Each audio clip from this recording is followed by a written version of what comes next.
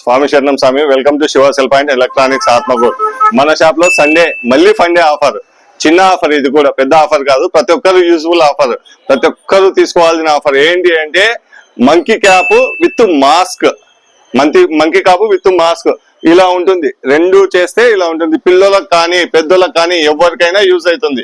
అది బయట తిరిగే ప్రతి ఒక్కరికి యూజ్ అవుతుంది. బండి మీద పోయే వాళ్ళకు, ఇంట్లో పిల్లలకు కానీ ఎవరికైనా యూజ్ అవుతుంది.